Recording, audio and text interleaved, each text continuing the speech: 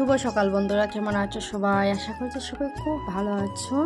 তো আবারও চলে এলাম একটি ভিডিও নিয়ে তোমাদের সামনে। তো ওই যে বন্ধুরা, অনেক দিন হয়ে গেছে কিন্তু কোনো বড় ভিডিও আপলোড করিনি। তো আজকে ভাবলাম একটি বড় ভিডিও আপলোড করি। তো চলো বন্ধুরা, অনুরোধ রাখছি তোমাদের কাছে যে পুরো ভিডিওটি দেখবে।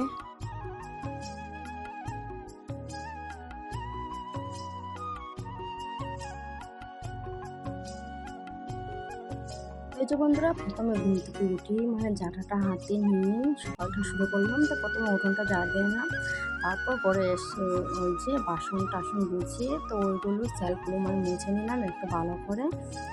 চলো বন্ধুরা, আজকে কিছু কাজকর্ম তোমাদের সাথে শেয়ার করব। আর তো সবটাই তো শেয়ার করা যায় না, দেখো কত কাজ নেই আমাদের সংসারে করতে হয়।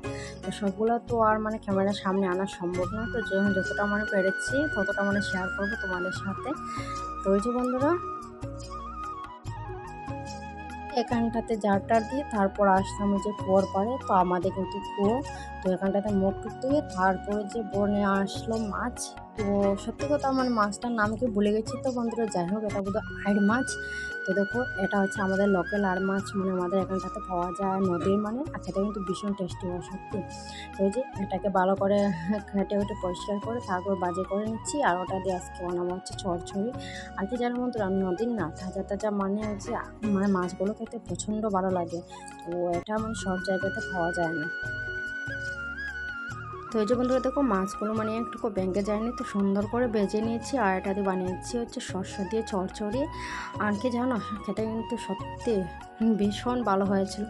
তো বন্ধুরা যাই হোক, খাওয়া দাওয়া শেষ করে তো এখানটাতে দেখো, এখন হচ্ছে দুপুরের সময়, দুপুর ধরো 2টা 2:30 হবে। আর দেখো কী যে গরম পড়েছে, সত্যি কী যে বলবো না।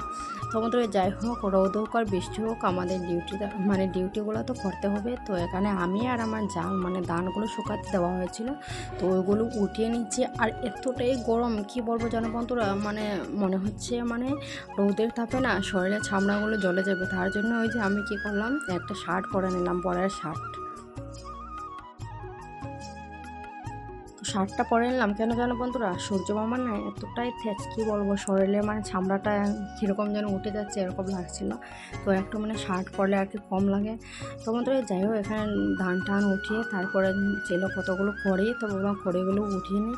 আর কি জানো, গ্রামের বাড়িতে না এত কাজ থাকে, কি বলবো সত্যি।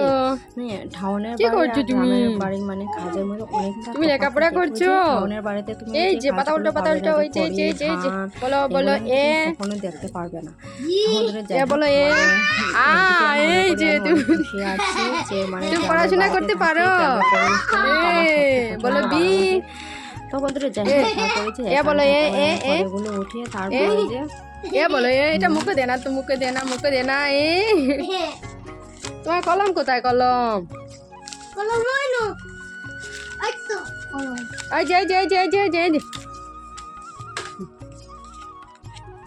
এটা মুখে দেবে না, ওটা লেখা লেখো লেখো মুখে দে না, এখানে লেখো। বলো তুমি পড়তে পারো? চুপ, হালা করবে না। তো বন্ধুরা যাই হোক, ভিডিওটি তোমাদের কেমন লেগেছে অবশ্যই কমেন্ট করে জানাবে।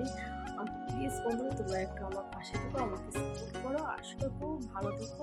তো আজকের মতো এখানে, বাই বাই বন্ধুরা।